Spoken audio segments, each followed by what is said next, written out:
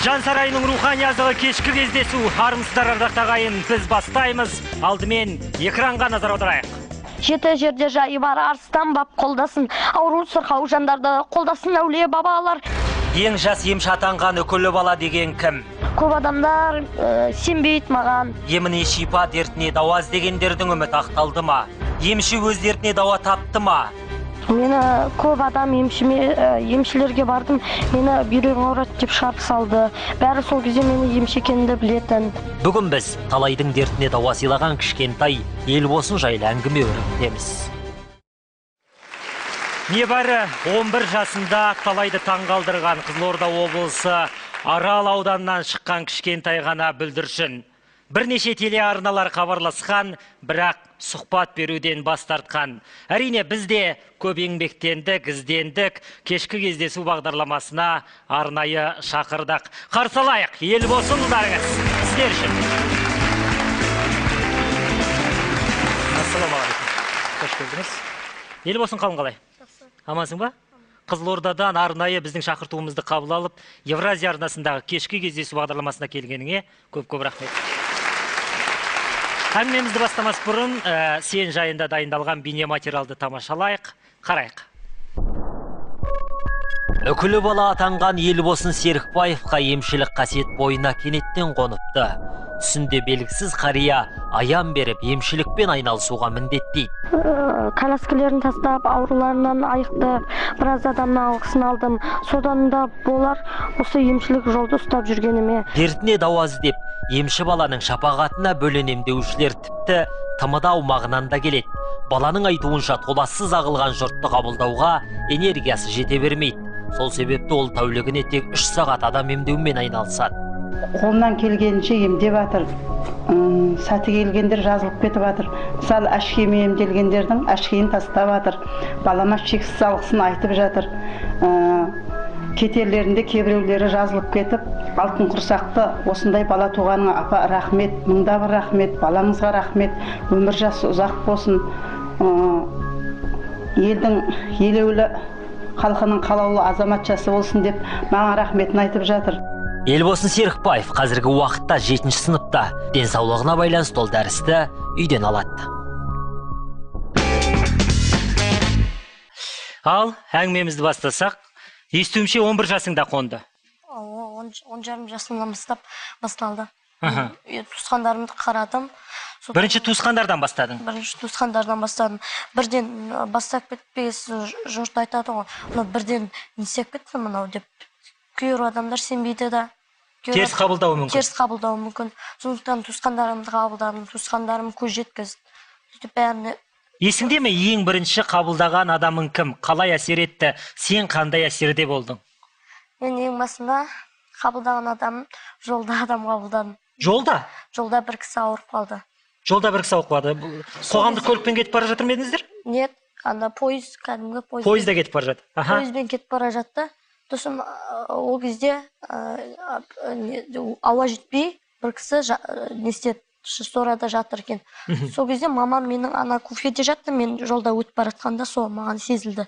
Не Қызылордадан сол кезде больницадан шығып келеді жатырғаным. Сол жерде бір кісінің ауа жетпей қалды. Бойым сол кісінің қасынан қойшы деп өтіп бара жатыр едім, бойым бір жарылып кететіндей болып тұрды. Сосын өзім де білмеймін, аяғымды сол жаққа қарай кіргізіп алып кетті. Соны емдедім.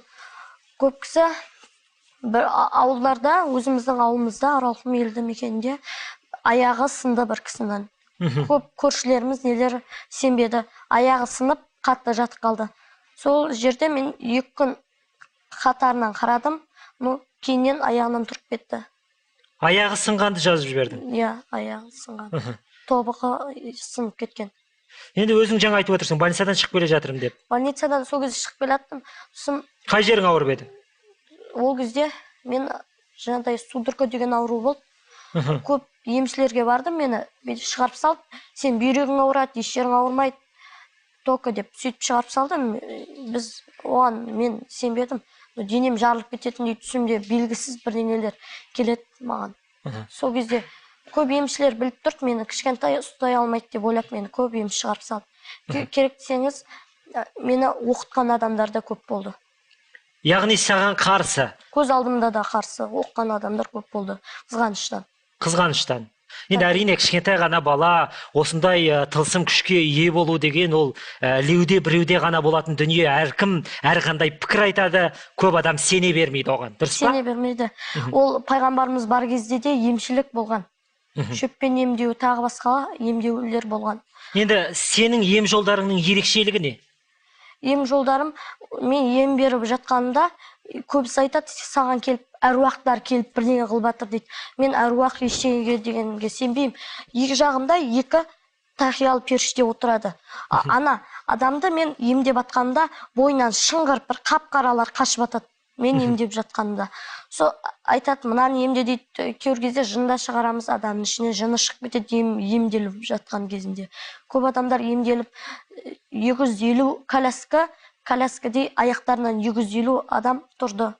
Оның арасында кішкентай балдар, оның арасында көбісі кішкентай балдар аяқтан тұрып, көзі вообще врачтар айтқан оған, сенің көзің көрмейді, балаңызды алып кете бер деп. Сол кезде кеше жақында ғана маған келіп емделіп кетіп еді. Не істесе 35% көзі көріп отыр деп айтқан врачтардың өзі таңғалған. Сіздің еміңізден кейін 35% оның көзі жақсы көріп кеткен. Иә, операция жасаймыз деген, өлуде тірі қалуда біз не бере алмаймыз деген, гарантия бере алмаймыз деген. Содан кейін операция жасамаймыз деген. Жаңа кісіден еміңізді бөлмеңіз, бара беріңіз деп өздері врачтардың риза болып таңғалған. Күнде қанша адам қабылдайсың? Күнде 500 адам. Бір күнде 500 адам қабылдайсың ба? Қалай емдейсің, қалай уақыт жеткізесің? Бір адамға қанша уақыт жұмсайсың? Әр нәрсенің өз уақыты болады. Аллах тағала сондай қылып бәріне уақыт бөліп қойған. Сол уақытты өзіңе не қылып ұстау керек? Тиімді пайдалану керек.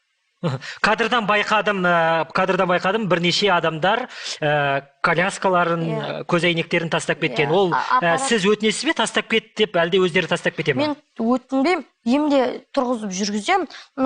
Кейбір екі аяғын буындар ұстамайтын, буындар ұстап кетіп жатады. Сондай емделіп кетіп жатады. Аяқтарынан тұрып өздері кәдімгі біз сияқты жүріп жатады. Жоқ, сізге жарнама ретінде тастап кете ме әлде? Нет, жарнама ретінде емес, айтады, мен саған келіп емімді алдым, бәле және мұсырада қалсын деп көп кісі тастап кетеді. Оны тағы біз коляскасы жоқ адамдарға береміз, ем бітем дегенше 5 күндік. Досым, көп баланың андай аппаратпен, асманың аппараттары, сондай аппараттарын жазылып кетті, көп адам содан аппараттарын тастап кетті, дәрілерін тастайды көп кісі. Осылайғанда менің досымда өзі қан кетіп мұрнынан қайта дем жетпейтін, қазір оның жағдайы жақсы. Досты жазып қойдыңыз? Досын жаздым. Дәні риза ғой? Дәні риза. Көтере алмай жүрген қыз келіншектер келген жағдайда көмектесе аласың ғой? Көмектесе аламын. Өйткені екі атамда да бар, ол аттар маған тымсыл күш беріп қойған. Энергия, мен адам емдемесем, бір денем қапты жарылып кететіндей болып сөйтіп тұрады. Сосын екі жағымда айтады маған, сен ананы қара, нені қара, неге құмарлыққа салынба дейді. Енді отбасы мүшелері қалай қабылдады? Отбасы мүшелері бәрі жақсы қабылдады. Үрке қараған ешкім жоқ па? Үрке қараған сенің әрекетіңе? Болды туысқандар? Бір-екі рет туысқандарым болды. Менің үшінші тәтем кәдімгі биотокпен емдейді. Оның қазір ата енесі оны білмейді, адам емдейтін. Сен айтып қойдың ғой? Ол білмейді, бірақ өзі адам емдейді. Сен қайдан білесің? Біздің үйге келген кезде біздің туыстарымызды емдейді. Үйге келіп емдеп кетеді? Емдеп кетеді. Айтады, басым ауырады, емдемесем нем ауырады деп өзі айтады. Енді қоғам қалай қабылдады, ауыл қалай қабылдады? Ауыл басында бәрі дұрыс қабылдаған жоқ. Қазір бәрі андай нелер жазылып кеткен адамдарды көріп, үйлеріне туыстары келеді, солар жазылып кетеді. Соны көріп, өздері де таңғалып, кейбір төдеп кетіп қалған адамдар кешірім сұрады. Осы кешкі кездесу бағдарламасына арнайы анаңызбен келдіңіз, иә? Сондықтан да құрметті көрермендер, ел болсынды дүниеге келген аяулы анамыз Данагүл Жиренбаеваны қарсы алайық. Кешкі кездесу бағдарламасына арнайы Қызылордадан. Сәлематсыз ба, қалыңыз қалай? Амансыз ба? Балаңыздың қасында тұрғаныңыз, иә? Көңіл күйіңіз қалай? Жақсы. Қалай жеттіңіздер? Жақсы. Үй шаман есен? Қанша балаңыз бар? 5 балам бар. 5 балаңыз бар. Ел болсын? Ер болсын, жалғыз түйір ол. Ұлыңыз? Иә. Кенжесі ма? Жақсы кенжесі. Ең кенжесі, 4 қыз бар. Иә. Сіз балаңызға кәміл сенесіз ғой? Сенем. Иә, енді бүкіл ауылда жаңағы бір кішкентай ғана 11 жасар жігіт осындай тамаша жаңалық ашты. Көршілеріңіздің көзқарасы қалай болды? Көреалмаушылар болды ма? Ең біріншісінде ешкім сенген жоқ. Ешкім сенген жоқ. Шайтан азғырады, соны қайталайды ер болсын. Әй, кіттай баладан емші болады, деді.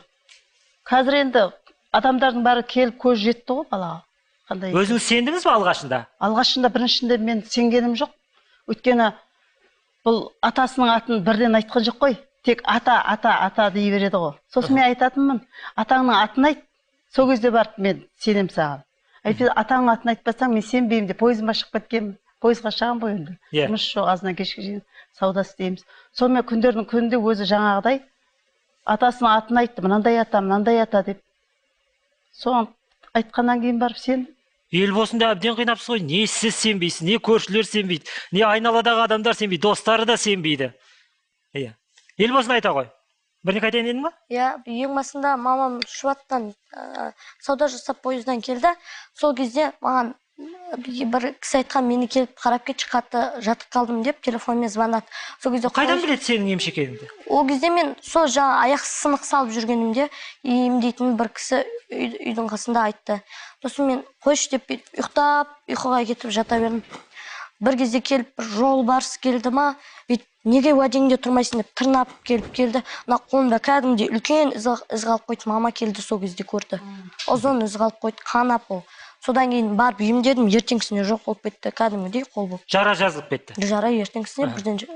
Түске дейін адам қарап келген ғой, бала неме ғой, жаз күн ыстық 50 градус. Үйдің іші сап-салқын. Сосын ана үйдегі әпкесіне айтқан ғой, Алма деген қызыма, студент қызыма. Алма, мен түске дейін адам қарап келдім, кіттай мызғып алайын, түстен кейін мені оят деген ғой. Ол келіп оятса, бұл қатты ұйықтап жатыр дейді. Қазір барам деп. Сонан жаңа атасы жолбарыс болып келіп аян берген ғой. 5 саусағы 5 түрлі осылай келді дейді. Осылай салып ет дейді. Бетімді былай алып қалдым дейді. Қолымнан тырнап дейді. Қолымда өтірік болса әлі бар, шырам бар бір қолымда. 5 саусақ 5 түрлі мынаған түскен шырам. Сонан сол күннен бастап адам қарап кетті, ел қарап кетті. Өзіміздің туысқан, көрші өлем деген. Енді түсінем, халық үшін емші, халықты емдейді, ол деген жақсы. Енді сіз үшін бәрібір сәбиіңіз. Сіз үшін кішкентай ғана балаңыз. Балаңыздың денсаулығына кері әсер тигізеді деп өзіңіз қорықпайсыз ба? Басында қорыққан қазір. Басында қорықтым. Жаңа 3 күннесін тозаққа да үйренесің демей ма? Сол сияқты атасы баста аян берді, тақанса аян берді, тақанса қолдайды шығар деп ойлаймын. Қазір қорықпайсыз? Қорықпаймын. Қазір жұмысыңыз тоқтаттыңыз қазір, ә? Жұмыстың бәрін тоқтаттым, байлама қарап отыр. Материалдық жағдай қалай? Материалдық жағдай қалай материал? Енді жұмыс тоқтатқаннан кейін қазір ел болсынның табысына қарап отырсыз ғой? Бірдегі малым бар. Иә. Енді естуімше ел болсынға емшілік жолды осы адам емдеуді тоқтат деп пышақ кезенгендер болыпты. Иә, болды. Кімдер олар? Қас адамдар. Қас адамдар ғой, енді мен өзім ойлаймын, ол ана сақал келіп, мен бір әженің көне тамында адам қарадым, сақал болып келіп, сол кезде мен қасымда бір кісі апа болды, әже болды. Сол кісі шығып кеткен кезде терезеден секірді ма, білмеймін, о жағын келіп секіріп пышақ кезеп тоқтатасың бүгіннен бастап деп айтқанда, қолы дірілдетті, пышақ түсіп кетіп, қорқам деп өзіме өзі қашты. Содан кейін білмейміз, көп емшілер келіп алдыма құмалақ тартады, бүйтіп өтірік дуалап тастаймын, анау айтады әңгімелерді сөйтіп. Оған не істемейміз біз. Содан кейін айтады, жаңа екі жағымда мен айттым ғой, періште отыр дедім. Солар айтады, сен неге дінге құлауың керек, сен мұсылмансың, емшісің, дінге құлауың керек дейді. Сондықтан мен қазір Арал облысында ұстазым бар, содан арабша білімдер аламын. Қазіргі таңда мұсылмандыққа бет бұрып жатырсың. Мектептегі жетістік қалай? Мектептегі жетістіктерім бәрі жақсы. Тамаша. Мектепке барып үлгересің бе? 500 адам қабылдайсың ба? Мектеп барасың ба? Үйден келіп оқытады, келесі жылдан бастап мектепке қосыламын. Келесі жылдан бастап. Қазір үйден оқып жатыр ғой. Биыл неге бармасқа?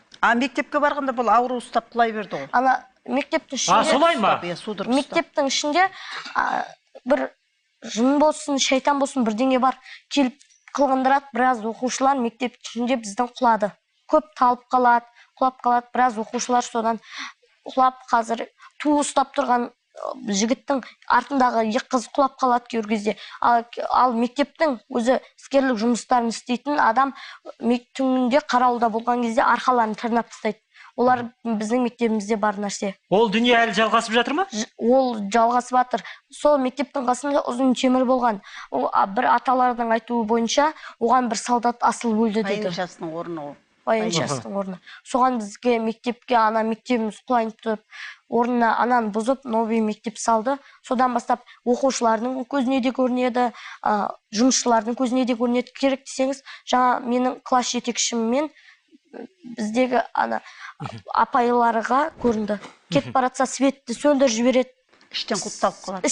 Біз аз түсте кетеміз, қайтып азанда келіп есікті ашсақ, бәрі құлап атады. Құлыпталып қалады. Ішінен іліп қалады. Біз мектептің ішінде ілмесек те отырсақ, құлыпталып қалады ішінен. Енді Ербосынның сөзі дәйекті болу үшін біз кешкі кездесу бағдарламасының шығармашылық ұжымы арнайы Қызылордаға барып, жаңағы ауылға барып, біздің Елбосынның ұстазымен тілдесіп қайтқан еді. Экранға назар аударайық, тамашалайық. Мынау Серікбай Ербосынға осындай үйден оқытуға келеміз. Былайынша негізінде өзі алғыр оқушы, еміне ешқандай кедергісі жоқ, жаңағыдай сабағымызды уақытында беріп келіп тұрамыз. Түске дейін адам қабылдаса, біз түстен кейін сағат 3-тен 35 кеткенде, 25 кеткенде келіп, осы оқушыға сабақ береміз. Күнге 3 пәннен жаңағыдай сабақ өтеді. Сабағы жақсы, ешқандай еміне кедергісі жоқ. Елбосын, енді өкілі бала деп естіп жатам. Үнемі мысалы қараған кезде сенің Елбосын екеніңді ешкім біле бермейді, өкілі бала деп таниды. Өкі қайда? Тақия қайда? Бүгін басқа, стиліңде басқа. Бұндай жерге келгеннен кейін ол үкімді шапанды кигенді қаламаймын. Тастап кеттің? Тастап кеттім. Негізі шапанды киіп, үкіні қадап ем жүргізесің? Үкіні қадағанда ем сөйтіп жүргізем. Басым ашық бірдеңе болып емдеп атқанда өзім біртүрлі сезінем. Сосын Аллах пайғамбарымыздың не істесе де бізге ол сүндет амалы болған. Сондықтан адам емдеп жатқанда сүндет киім киіп жүрем. Міндетті түрде. Былай өмірде кәдімгі адаммын менде. Ақындық өнерің бар деп естідім. Бар. Өзің өлең жазасың? Өлең жазам. Көп өлеңдер жазам. Көп әншілерге жаңа өлеңімді беріп жарыққа шығарғым келеді, бірақ қолымда жоқ болғасын, әншілерге бірден барып беру. Ол да бірден қабылдай қоймайды. Сондықтан соларға беріп өнерімді шығарғым келеді менде. Енді бәлкім кешкі кездесу бағдарламасының аясында бізге қонақ кәде ретінде бір шумақ өлең оқып берерсің. Осы көгілдір экранның ар жағында тамашалап отырған бірнеше әнші сенің өнеріңе тәнті болып, саған хабарласып қалуы да әбден мүмкін ғой. Қазақстанға да шығарған өлеңім бар, айтайын. Бәрекелді. Қорғайды ұлы отан Қазақстан, мәңгілік ұлың болып қалайын, гүл болып нұрыңа шомылайын. Қазақстан, Қазақстан, мен сенмен мақтанамын, гүлдей боп шаттанамын, жарқылдасаң мәңгі әсем. Нұр болып сәулеңе шомыламын, Қазақстан, Қазақстан, жеңіске оралсаң сен, қуанамын, жарқ етіп шығарсаң сен, қуанамын. Қазақстан, жасай бер, жайнай бер, үлкен ота, ұлы отан, Қазақстан. Бәрекелді. Енді Мұқағали Мақатаевтың тілімен айтар болсақ, поэзия махаббаттан басталады дейді. Сондықтан да бәлкім біреуге ғашық шығарсың. Мама, құлағыңызды жабыңыз. Соғысқа соғыстың 70 жылда болды. Иә. Соғанда шығарған өлеңім бар. 70 жылдық қардағаның бар. Қыздарға өлең жазбайсың? Жазам онда, қыздарға да жазам. Қыздарға да жазбайсың. Ғашығың бар ма? Жоқ. Өтірік айтпа, онда қалай жазасың? Жоқ, өзім былай жалпы қыздарға жаза бересіз. Иә. Біреуді сүймейсіз, біреу үшін күймейсіз, біреуге өзіңнің сезіміңді жеткізбейсің. Жоқ. Не деген жігіт? соғыста талай адам қаза болды. Әйелдері, балалары жылап қалды. Көздерінен аққан жасы бір жұтымдай. О, бұл дүние не көрсетпеді япырай. Соғыстағы батырларым сағынады елін әрдайым. Соғыстан жеңіспен оралғанда ел қуанды әрдайым. Бәрекелді. Сүйікті әншің кім? Сүйікті әншім Төреғали Төрәлі. Төреғали Төрәлі. Әндерін сүйіп тыңдайсың. Сүйіп тыңдаймын. Ендеше, құрметті көрермендер, Елбосынның сүйікті әншісі Төреғали Төрәлі кешкі кездесу бағдарламасында қарсы алайық.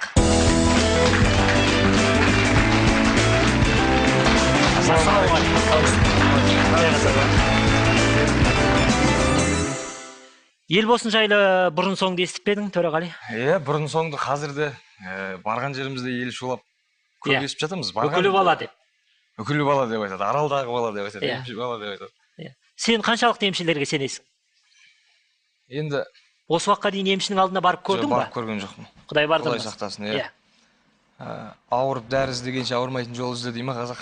Сондай да бар. Енді барынша Құдайға сыйынып жүреміз, деніміз сау болса екен, жанымыз сау болса екен. Барып көрмеппін бірақ. Мүлдем барып көрген жоқсың? Жоқ. Сенесің бе? Негіз сенбеске Аралды шулатып жатқан, Қазақстанды шулатып жатқан Елбосынның қасиеті бар дегенге сенесің бе? Тек қана Арал, Қызылорда емес, мен естідім, басқа шет мемлекеттерден көп келген сияқты, Египеттен келген деп естідім мен. Ондай да бар. Көп екен, еміз дейтіндер енді жанына дерті барлар. Енді Алла бір назар ауған жігіт шығар. Аллах мәлім ғой, Құдай біледі ғой бәрін.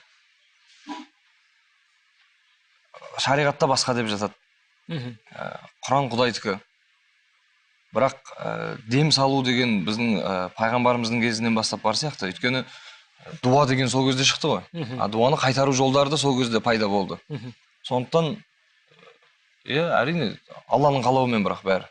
Алланың қалауымен болып жатса, бұл жігіттер ниеті түзу адамдар ғой, себепкер болатын сияқты маған. Сізді сүйіп тыңдайды. Рахмет. Сондықтан да кеш кездесу бағдарламасына Елбосынның сүйікті әншісі ретінде шақырдық. Алматы қаласына келген кезде екеуіңді табыстырдық. Шама жеткенше бір әннің аясында тоғыстырдық. Сондықтан да алдымен Төреғали Төрәлі мен Елбосынның дайындығын тамашалап алайық. Содан кейін өнеріне куә боламыз. Экранға назар аударайық.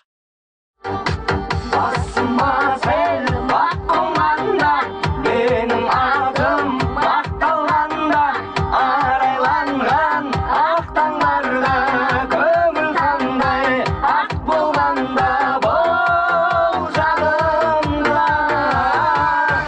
Сен барсың тек менде, келмейтін шектеуге, жадырап көктемде, нұрымды төккенде, көңілім күз болып күңреніп кеткенде, бол жанымда.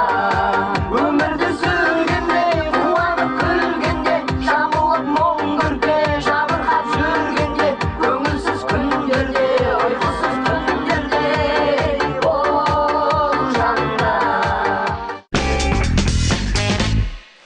Елбосын қаншалықты танымал болса, Төреғали Төрәлінің бұл әні де соншалықты танымал.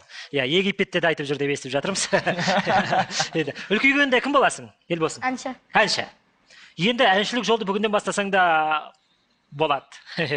Енді Төреғали, бұрын соңды осы әнді дуэтпен айтып көріп пе едің? Бір бағдарламаларда айтылған, мерекелік кештерде, басқа өнерпаздармен айтылған. Жас жігіттермен бірінші рет, өзімнің кіші бауырымен бірінші рет айтайын деп тұрмын, Алла қаласа. Неге әнші болғың келеді? Өзім әншілікті жақсы көремін, әнші болғым келеді. Әншілікті қолға алып, емшілік далада қалмай ма?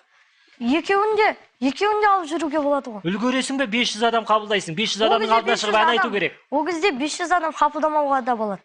Қанша адам қабылдауға болады? Ол кезде де былай, яғни жүрегің қалай қалайды, әр нәрсеге жаңада айтып өттім ғой, әр нәрсеге өз уақытын бөледі. Уақыт табуға болады дейсің. Мәселен айтайық, әнші болдың, емшілік жолда жүрсің, таза жерде жүруің керек. Мысалы, той-томалаққа сені әнші ретінде шақырады. Сол кезде арақ тұрады, неше түрлі жаңағы дұрыс ішімдіктер тұрады, дұрыс тамақтар тұрмауы мүмкін мысалы. Сол кезде қалай болады? Өзі ішімдікті деген шығарып қойған ғой өздері. Ішпейтін адам жоқ. Мысалы, қазір сізде бір той тобақта барғанда Жоқ, мен ішпеймін. ішпейтін шығарсыз. Жоқ. Бірақ мысалға ішкен шығарсыз. Аузында арақ қосып қасында. Маған емге де арақ ішетін адамдар келеді ғой. Қабылдай бересіз. Арағымды қойғым келеді, саған ниет етіп келдім дейді. Сосын қойып кеткендер де бар. Өзімнің ағам шамалы ішетіні бар еді. Туысқан ағамыз. Қойдырдық па? Бөтен үйде тұрады, қойдырдық. Ой, дұрыс болған екен ол. Енді дұрыс, әрине. Бала арманыңа қол жеткізуіңе біз шын жүректен тілектес. Біз дәл қазір кешкі кездесу бағдарламасында Елбосын мен Төреғали Төрәлінің орындауындағы жаңа эксклюзивті дуэтті тамашалауға баршаларыңыз шақырамыз. Құрметті көрермендер, ортада Төреғали Төрәлі және де Елбосын ұлдарыңыз.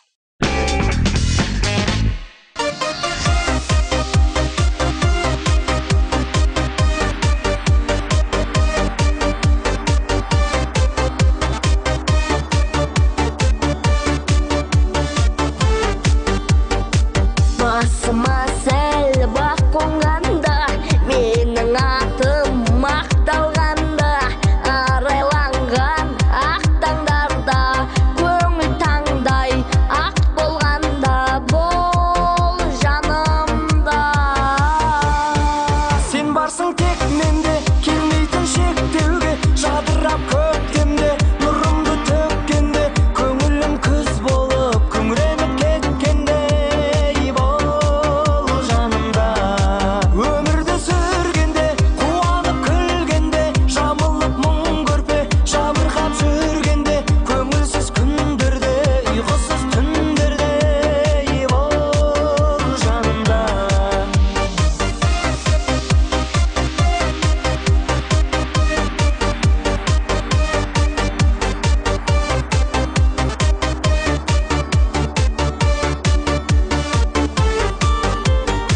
Беделім жер баспағанда, шыңға шықсам аспан алда, өмір мені көтеріп кеп, құздан төмен тастағанда, бол жанымда. Сен барсың тек менде, келмейтін шектеуге, жадырап көктемде, нұрымды төккенде, көңілім күз болып күңіреніп кеткенде, бол жанымда.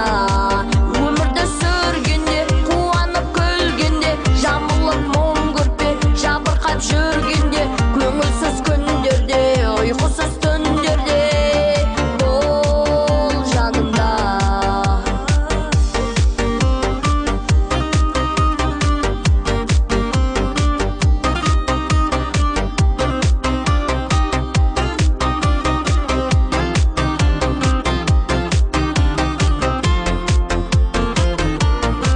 Сен барсың тек менде, келмейтін шектеуге, жадырап көктемде, нұрымды төккенде, көңілім күз болып күңіреніп кеткенде, бол жанымда. Өмірді сүргенде, қуанып күлгенде, жамылып мұң көрпе, жабырқап жүргенде, көңілсіз күндерде, ұйқысыз түндерде, бол жанымда.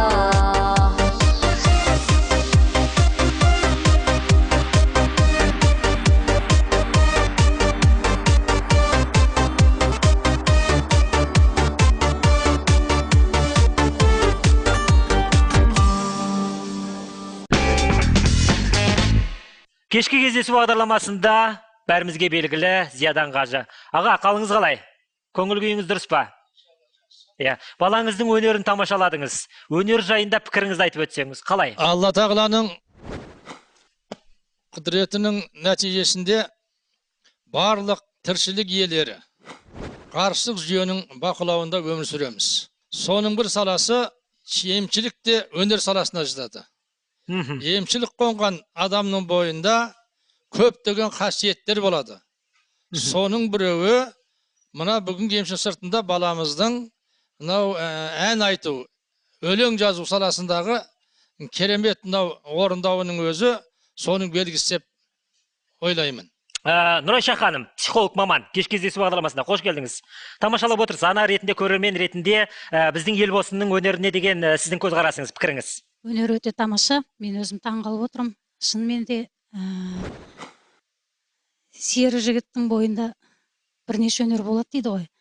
Қарап отырсақ, енді бұл баланың өзінің бір арманы шығар. Мынау кез келген мақсатқа, кез келген арманға адамның ең басты тілегі болу керек. Егер де жаңағы өзің айтып жатыр ғой, мен әнші болғым келеді дейді. Шынымен де әнші болғым келеді деген адам, егер де сол салада өз еңбектенсе, жақсы әнші шығады деп ойлаймын. Өнер тассын. Рахмет пікіріңізге. Жаңа сіз жайында дайындалған бейне материалды тамашалаудың барысында байқап қалдым. Ел болсын, құлағыңда сырға бар екен. Қазір қайда? Қазір үйде. Неге тастап кеттің? Мал айтады, только ем жасағанда тағып шық, көп адамның көзі саған көз тиюде мүмкін, көзі саған түспесін, сырға түссін дейді. Кім айтты оны сізге? Анам айтты. Анаңыз айтты? Анам да өзі тақты, айтты. Саған көз тимеу үшін тақты, мен сені бір әдемі қылу үшін таққан жоқпын. Көз тимесін деп саған тағып атырмын деп маған құлағыма тақты. Әлеуметтік желіде осы арада сенің бір керемет биің жүр, соны тамашалайық, экранға назар аударайық.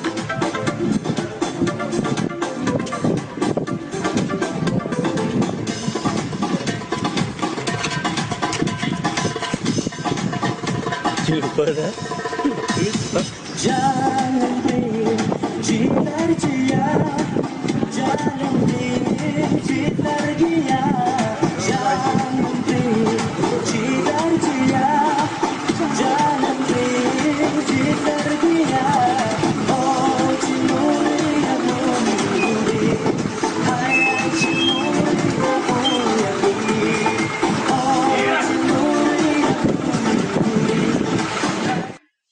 Айғайлаған кім? Мен біздің андай келейін ба келейінме жоқ. Бұл сіз емес пе? Мен емес, Қарақұмда кеше маған звондады. Мынаны интернеттен кеше ғана көрдім мен жақында. Қарақұмда звондады, осындай саған мен сияқты тойларда көп билейтін, андай үйінде 5 бала бар, папа мамасы жұмыс істемейтін бала бар. Қарақұмда тұрады.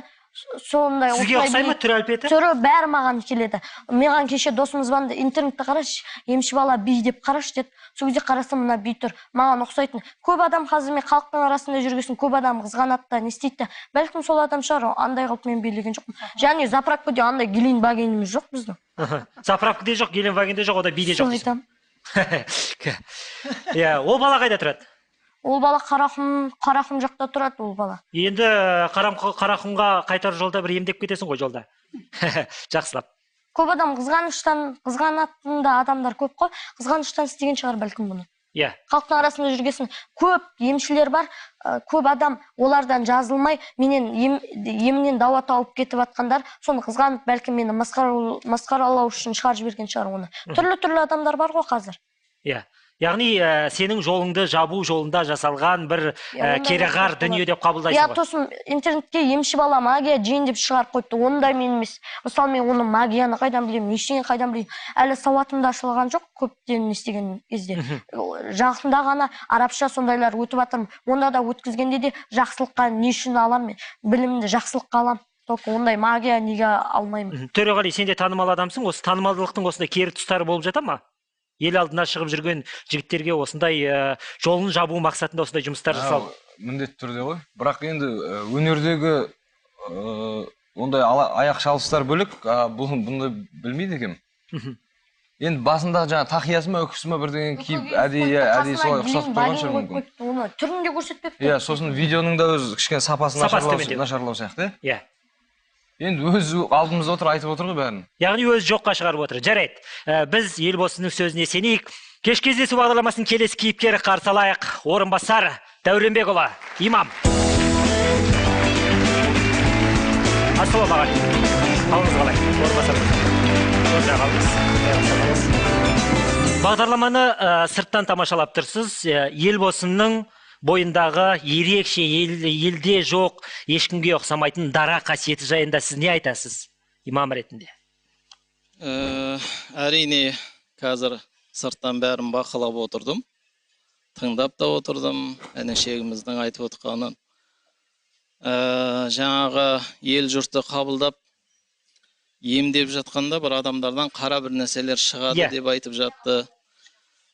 Содан кейін барып жаңа мектепте орындықтар құлап қалады, есік жабылып қалады, ашылмай қалады деген нәрселерді ұғып отырдым. Одан кейін жаңағы кіммен бірге ән салғанды бәрін көріп отырмыз. Әрине енді балада мен ойлаймын талант бар, жақсы. Емшіліктен гөрі әнші болған дұрыс па деп қалдым мен бір жағынан. Емшілік тастап әншілікке кетсін дейсіз бе? Иә. Себебі дауысы дұрыс жақсы келеді екен. Сізге нақты сұрақ қояйын. 11 жасында осындай қасиет қонды дегенге сенесіз бе? Жоқ, оған сенбеймін. Мұхаммед пайғамбардың өзі пайғамбарлық болғанда 40 жасқа келген. 40 жасқа. Иә? Яғни енді сіздің ойыңызша ел болсындікі өтірік па? Ретімен береді. Осы заманға сай қылып береді әр нәрсені де. Ишан бабаны танисыз ба? Түркістан баба, сол кісінің өзі Ишан баба бүткіл имамдардың несі, ұстазы маған звондап айтқан. Сен ешкімнің сөзіне мән берме деді. Ешкімнің сөзіне не істеме. Маған осы каникулымыз басталғанда кел деді. Саған біз сенеміз, саған ризасы сенемін, мен алға баса бер үмітің деп мамамның көзінше маған телефон шалды. Ол әр нәрсе саған әркім әр нәрсені айта береді деді. Ол әр нәрсе өз уақытымен беретін нәрсе деді. Ол кісінің де көретін бар. Ол кісілерден сіздер үлкен емес шығарсыздар. Ол кісінің оққаны бар, тоққаны бар, ол кісілердің. Ел болсын, әрине, сену сенбеу, ол сенің жеке пікірің болса, дәл сол сияқты орынбасар мырзаның да өзіндік пікірі бар, тыңдайық. Иә, әрине. Енді жаңағы сөздеріне қарап отырған уақытта біздер дін адамдары бұны дүйім халық енді бұл кісіден, бұл жігіттен, інішектен емделгендер бар ғой.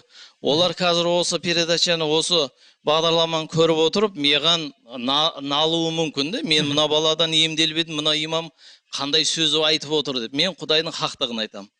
Дұрыс па? Ем деген нәрсе ол Мұса пайғамбар, Хазіреті Мұса алейхиссалам Алламан тікелей тілдескен адамның пайғамбардың бірі. Сонда Мұса пайғамбар сұраған: "Ей жаратқан, жасаған Алла, сен адамдарға, мынау құлдарыңа қалай емді дартасың?" Өйткені Алла өзі ауруды беретінде өзі, оның емінде беретін өзі. Сен қалай осы емді... Соны себепкер жібереді соған. Аллах тағала бірден, мысалы сіз не істейсіз, ауырдыңыз, сізге бір себепкер береді ғой, өзіңізбен өзіңіз орныңыздан тұрып жазылып кетпейсіз ғой. Яғни себепкерсіз бұл жерде. Себепкер әр нәрсен болады. Ол тымсыл күшті білетін адамның ішінде ғана біледі. Оны бөтен адам түсінбейді, және оны бөтен адамдар да білмейді. Ол тымсыл күшті адамның ем беретін адамның өзі. Burada мен сіз жасыңыз үлкен, артық айтпақ қояйын. Әр нәрсе өз ретімен беретін нәрсе. Онда ретімен тыңдайық. Енді сол кезде Алла тағаладан сұрады ғой Мұса пайғамбар: "Емді қалай бересіз?" дегенде, "Мен адамдардың қолына берем" деді. Қолына берем деді. Мысалға хирургтар бар, медицинаның ғалымдары, докторлары бар. Не деген күшті қазір ғылымның дамыған уақытысы ғой, медицинаның дамыған уақытысы. Солардың қолына Құдай тағала берді, емделіп отыр. Жаңа інішегім дұрыс айтып отыр, себеп керек деп отыр да. Енді бұл баланың, інішегіміздің себебі не? Қамшы ма? Себебі қамшы да бар, дін де бар. Енді қараңыз, қамшы болса, ол бір дем емес, ол бір аят, Алланың аяты айтылмаса, Алланы айта саламыз, біз мұсылманбыз, ла илаха иллаллах Мұхаммеду расулаллах, біз мұсылманбыз. О, демде саламыз, адамның өзіне байланысты. Біз адам қолына жаңа береді дедіңіз ғой, соны пікірді, сол қолына берген нәрсені жақсы пайдалану керек. Адамға емі тиіп жатыр ма? Біріншіден тиіп жатыр, екіншіден шипасы да тиіп жатыр. Сондықтан адамды біз де дем саламыз. Сіз менің емімді көрдіңіз ба? Жоқ, мен көрген жоқ, бірақ өзімнің туысқандарым, туғандарым барды. Барды? Енді осы орайда рахмет. Ел болсын, рахмет орынбасар аға пікіріңізге. Осы орайда шын айтады, емін көрген адамды, яғни ел болсындан ем қабылдаған Райгүл Ғалиақбарқызын қарсы алайық арнайы кешкі кездесу бағдарламасында сіздер үшін.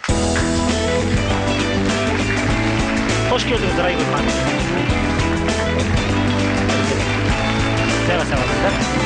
Сіз ел болсынның емін қабылдадыңыз. Қандай себеппен бардыңыз? Біз жазда Кореяға дейін шетелдерге бардық. Балам тұншығып ауыратын еді. Сосын аллергия деді. Аллергиясы бар. Ол уақытша аллергия, шөптер өскенде. Қыста да тұншықты бұл бала. Соңғы жаңа жылда Астанадан Ербосының телефонын алдыртып, сол барған кісілерден арқылы алдыртып, сөйтіп 12-ші қаңтарда бардық Ербосынға. 12-ші қаңтарда бардыңыздар? Иә. Нәтиже қалай? Нәтижеміз өте жақсы. Бірінші күнінден кейін тұншыққаны басылды. Екінші күнінде мұрнынан қан тоқтады. ақты да сразу тоқтады. Ал осы Алматыда жүргенде мұрнынан қан аққанда біз скорый шақыртып, дәрілер құйып әрең тоқтататын еді. Сонан ингалятормен жүргенбіз аузына себетін. Енді демікпе деген ауруды өздеріңіз білесіздер ғой. Бірақ демікпеге ұқсамайды баланың ауруы. Демікпе деген енді жөтеліп, бір нелер болу керек. Бронхылары нелер не болу керек қой. Ондай емес. Бірақ түсінбейміз, ауа жетпейді маған дейді. Ешқандай медицина мамандары көмектесе алмады. Көмектесе алмады. Қанша дәрілерді берсе қарсы болады. Дәрі берсе одан сайын тұншығып түнімен таңғы 4-ке дейін ұйықтамайтын күндер болды. Елбосын ол қандай ауру? Бұның тұншығып ауыратын, бұның түсінде болсын, бірдеңе болсын, бірдеңе тұншықтыратын сияқты бұны. Және де бұл медицина жағына қараса, медицинаның да айтқаны бар шығар, оққан-тоққан ол кісілерде. Бәлкім демікпе ауру шығар. Қазір бұның маған ай сайын келіп тұрады. Жағдайы жақсы, дәрісін тастады. Сырт елдер айтқан екен, қайтып кел деп, одан нәтиже шықпаған екен. Осы кеше 2-ші айда келіп кетті. Бұл қазір жағдайы жақсы, өзі айтсын, қалай екен жағдайың бәрі. Жағдайың қалай қазіргі таңда? Өзіне сұрайық. Когда я к нему приезжал, после первого я бросил все лекарства. Когда приехал во второй раз, у меня открылся нос, аллергия ушла и не стало легче. Елбосынға дән ризасың? Да, я ему благодарен за все. Мысалы, Қарақұмға бардыңыздар, Аралқұмға, иә? Аралқұмға бардыңыздар. Қайда жаттыңыздар? Қалай қабылдады? Аралқұмға бардық, 5 күн қарандық, ем алдық. Очередьке тұрамыз халықпен бірге. Мен барғанда 1000 адам, 2000 адам болады. Өзіңіз айтып тұрсыз, 2000-ға жуық адам тұрды. Ол адамдардың барлығы қай жерге түнейді, қай жерде жатады мысалы? Кейбіреулерінің туыстары болады. Кейбіреулерінің туыстары бар. Кейбіреулеріміз енді жалдап жаттық пәтер. Сол жерде ауылдың үйлерін жалдап жаттық. Ауылдың үйлерінде бар, тосын біздің қала бар. Ауылда жарты сағат жерде, көбісі сол жерде қонақ үйде жатады. Аралда. Аралқұмда адамдар үйін келушілерге жалға береді ғой? Береді. Жалға береді. 5 күнге береді. Өздерінің үйлер бар, жеке тұрған үйлер бар. Өздерінің мына жақта тұрады, өздерінің мына жақта. Соларға шамалы 5 адамға сондайға үйлерін беріп қояды. Ал қалғандары андай үйге жатпаймыз, бірдеңе десе қонақ үйге бар, көбісі қонақ үйге жатады. Бір адамды емдеп шығу үшін қанша қаржы аласың? Жоқ, бұл кісіні енді орысша айтқанда ставкасы жоқ. Ешқандай. Кім қанша береді, өзінің шын көңілмен кім қанша тастап кетеді? Бізге мұсылман адамға 7 тиын берсе де көп бізге. Ол Аллах тағала айтқан, сен сұрама деген одан. Сіз қанша бердіңіз? Өзім көңіліме бердім. Көңіліңіз қанша? 5000 теңге, 2000 теңге. Бірінші барған кезде 5000 теңге. 5000-нан бердім. Екінші барған кезде 2000 теңге. Зиядан аға, балаңыздың айтқан пікіріне не дейсіз? Мына баламның айтып отырғанының ешқандай теріс әрекет жоқ. Егер біз дін жолына келетін болсақ, мұндай нәрселердің барлығын жын шайтанның әрекеті дейді. Соны ұстап алған молда бар ма екен? Айсыншы. Екінші, медицина саласын салатын болсақ, психоз, невроз, шизофрен дейді. Олардың айдан басқа айтары жоқ. Сондықтан да мына баламызды ата-анасы көзден, тілден, пәлежелерден сақтау керек. Аралда өте ниеті жаман емшілер көп. Бұл балаға көбірек адамның келуі, олар біздің нанымызды алып кетіп, неше түрлі жаңағы әрекеттер жасайды, бірақ бір Алла тағалаға сену.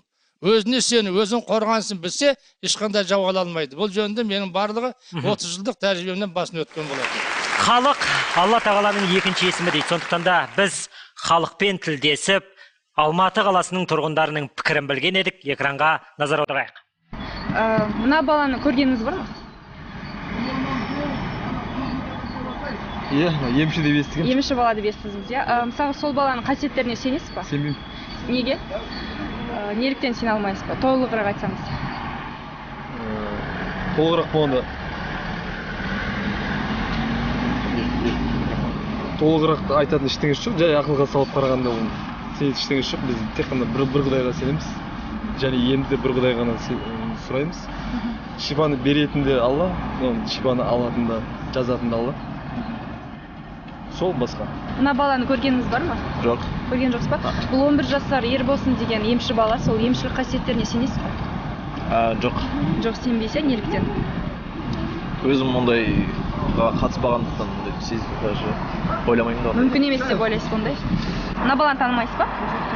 Бұл 11 жасар Ербосын деген емші бала. Соған сіз емшілік қасиеттеріне сенесіз ба? Адамдарды емдейді дегеніне сене алмайсыз ба? Мысалы неліктен сене алмайсыз? Мен естіген жоқпын. Жалпы адам баласында қасиет болады, қасиет береді дегені мен сенемін, ал бұлар туралы естіген жоқпын. Сенемін деп айта алмаймын, сенемін. Неліктен сене алмайсыз? Неліктен сене алмайсыз? Білмеймін, қалай емдейтінім, қалай алатыным. Ондай мүмкін емес деп ойлайсыз? Мүмкін емес деп ойлаймын. Құдайдың берген күші шығар, сенетін шығармыз. Сенеміз. Білмеймін, өзім көрмеппін негізі. Бірақ сенуге болады деп ойлайсыздар, иә? Бірақ сенуге болады шығар. Аха, рахмет жауаптарыңызға. Жаңа неде Алматының тұрғындары айтып жатыр, оның жаны ауыра ма екен? Үйінде ДЦП бала бар ма екен? Не почкалары ауыратын жерлер бар ма екен? Ауырған болса, сонда ғана түсінеді. Ауырмаған адам ойнап жүрмес дейді. Күйеулер жаңа сағыз шайнап бірден қылып тұр, мазақ қылып тұр ма оны?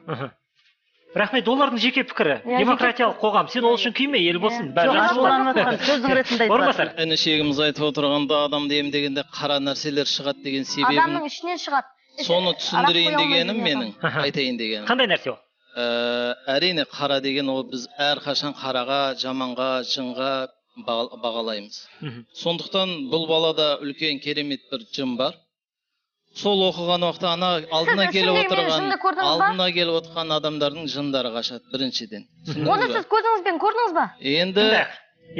Енді мен сіздерге айтамын, енді ағамыз қолдап отыр ғой бұл кісіні біз құрметтейміз, танимыз, жақсы білеміз.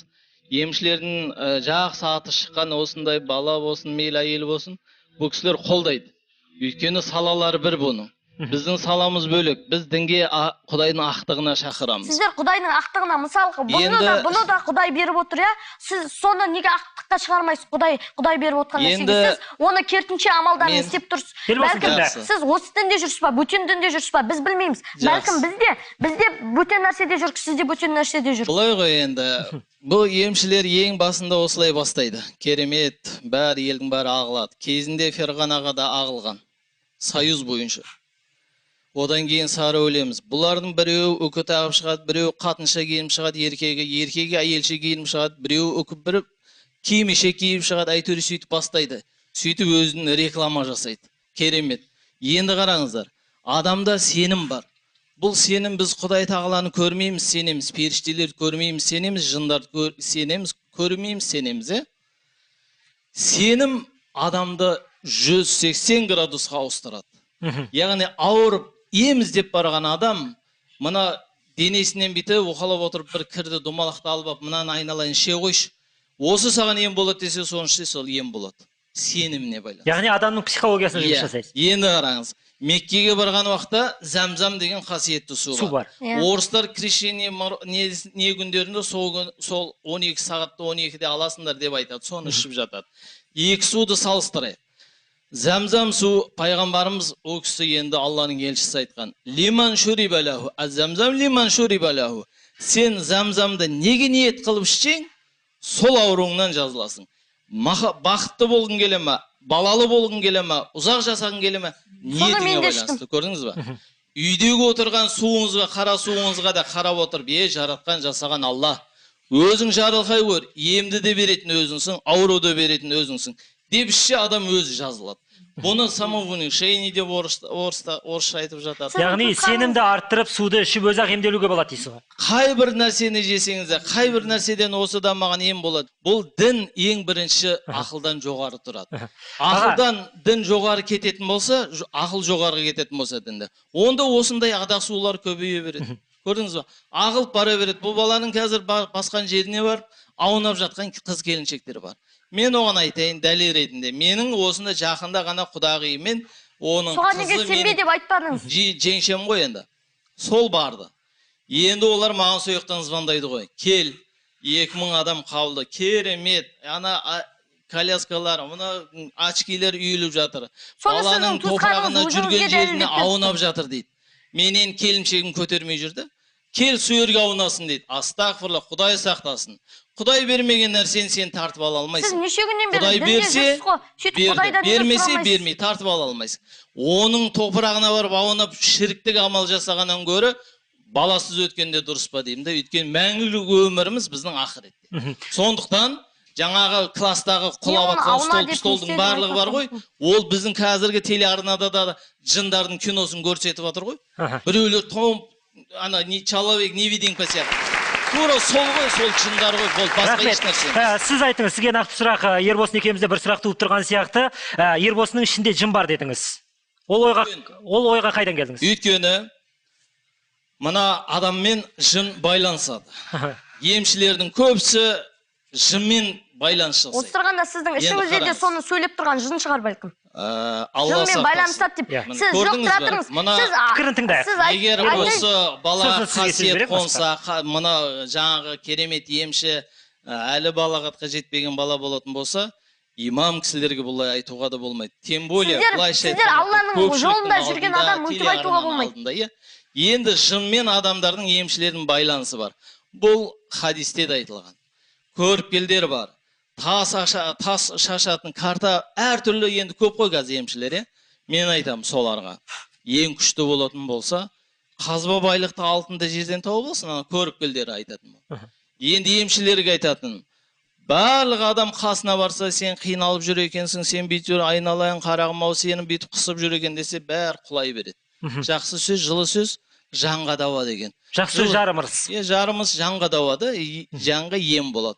Сондықтан жын келіп айтады құлағына. Мұна айтып отыр ғой жаңа. Жоқ, екі иығында екі періште бар. Ол жын ғой, ол қаяқтың періштесі. Сонда ол айтып отырады. Мынау мынандай, сондай деп. Мысалы, сіздің деніңізде.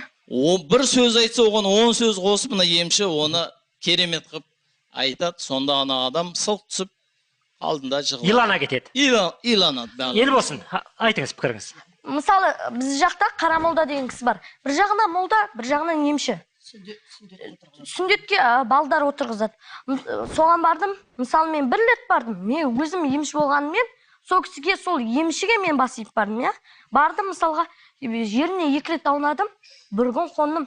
Ертеңгісіне мен ауылға келген. Жоқ, тұратыңыз, айтайын сізге, айтып болайын сізге. Тыңдайық, бір-бірімізге құрмет көрсетейік. Орада, мысалға, менің інім де бар, еріп. Bir рет аунап еді, піштіріліп шықты. Мына кісі де бар. Біз көзімізше көрдік. Не деген бұл құдіретті, біз де таңғалдық өзіміз.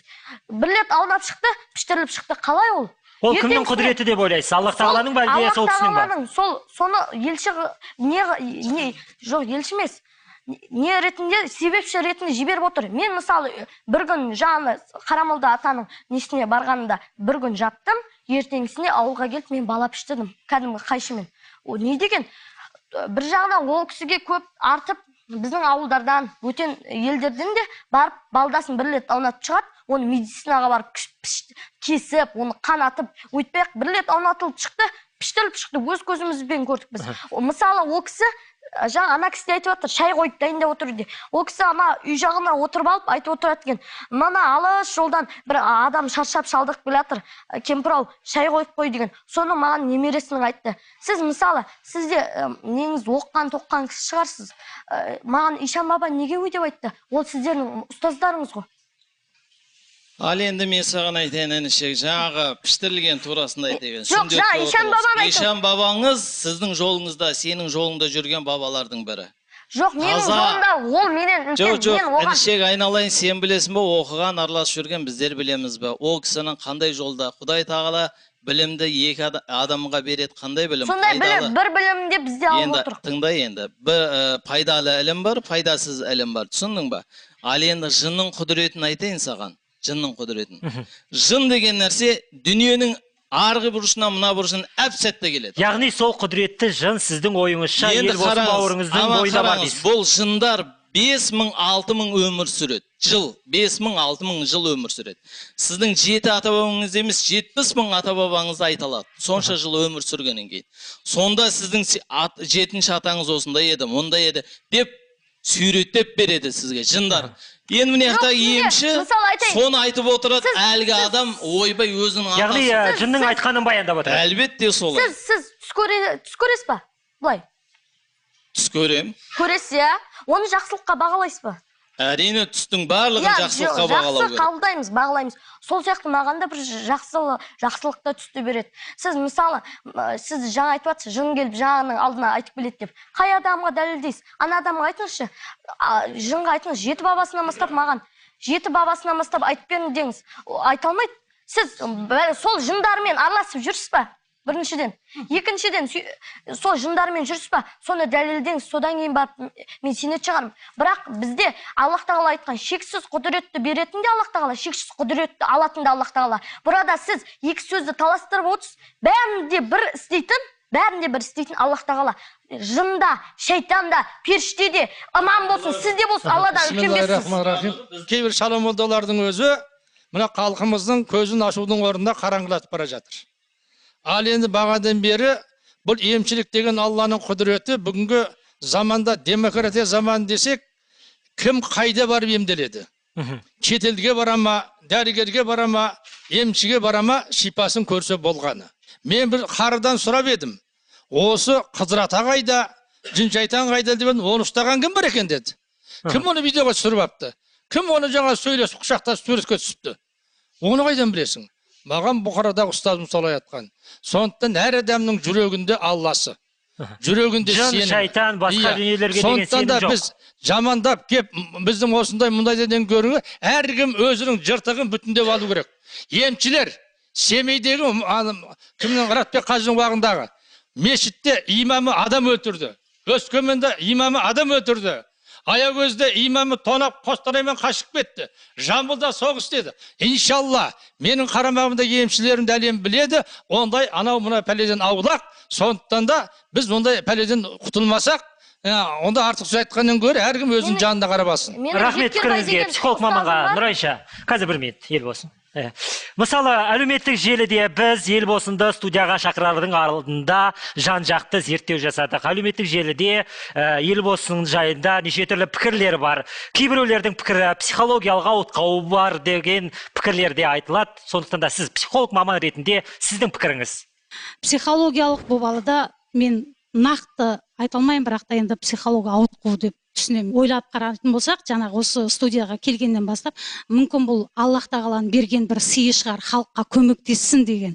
Осындай бір халық лажсыздан барғаннан кейін жаңағы айтып ДЦП-да тұрып кетіп жатыр, көз көрмейтін адамдарды көз көріп кетіп жатыр дейді. Мүмкін шынымен де бір внушение, яғни сенім психолог тұрғадан қарағанда. Сонымен жазылайын деп барғаннан кейін бұл балаға сөйтіп Алла тағала берген бір күш, тылсым күш, шынымен де емдейтін де шығар. Енді мен оны айырып бара алмаймын. Өйткені жаңағы оқиғадан кейін мен қатты сене алмаймын. Бұл балада шынымен де жаңағы молдамыз да айтып отыр ғой, ішінде жын бар, үлкен жын бар деп айтып жатыр. Мүмкін шынымен де психологиялық ауытқу да бар шығар. Бұл уақытша болатын нәрсе шығар. Одан кейін мүмкін кетіп қап жаңағы көзден ғайып болып кетеді. Ертең біз сіздің сөзіңізге сүйенсек, бәріне де ақиқаттың, шындықтың соңына уақыт емші дейсіз ғой. Рахмет. Ханға да, қараға да берілетін әрине уақыт ортақ. Сондықтан да Орынбасар аға. Енді емшілердің ең төрі ағасы деп айтсақ та болады, ағамыз отыр ғой енді. Бұл жерде бір-бірімізге сын айтуға келген жоқпыз. Хақтықты айту керек. Құлул хақ уәләу кәна мурран. Шындықты айт, ашты болса дейді. Түсіндіңіздер ме? Сондықтан емшілер бар, сынықшылар бар, үзетіндер бар, қан алатындар бар. Міне сондай кісілер болатын болса, міне солар емші. Қалғаның бәрі далбаса. Рахмет. Ел болсын. Мен өзім бұл кісі дінде жүрген кісі, дінде жүрген кісі. Бұл Алла, біз жаңа Алланың аузымызға айтып атқасын. Алла бар жерде жында шайтанда болмайды. Алла адамның аузында болса, менің ішіме жын кірсе, неге мен ойнақ шымаймын? Неге бірдеңе адамның астына жатып сөйтпеймін? Жын кіріп кеткендер адам астына жатып, сондайлар болады. Мысалы, сіз имамсыз, менің ауылымда Жеткербай деген имам болды. Сол мешіттің имамы мені алдады. Біреу өзі оқыды, түрлі нәрселерін тағы істеді, және тағы ақшалар сұрады. Мешітке келген адамға маған 5.000 теңге, мына 500 теңге маған құны да болмайды деп. Кеше ғана біздің ауылда Жеткербай деген кісі орнынан шығып кете жаздады. Яғни сіз өз ақиқатыңызда қаласыз? Мен ақиқатымда қалам. Имамдар болсын, нелер болсын, маған ештеңе сіз айта беріңіз, маған ешқандай кедергісі жоқ. Мен өзім емімді жалғастырам, өзімдікін істеймін, емдерін істеймін. Мен адам жазылып, Алладан сауап алсам, және адамдардың рахметін алсам, соның өзі маған үлкен мәртебе, жетістік деп ойлаймын. Рахмет. Әр адамның өзінің шындығы бар. Ақиқат біреу ғана. Ақиқаттан алыстамай ағайын. Сіздермен бірге болған, аман тасыған өмірде аман жүріңіздер.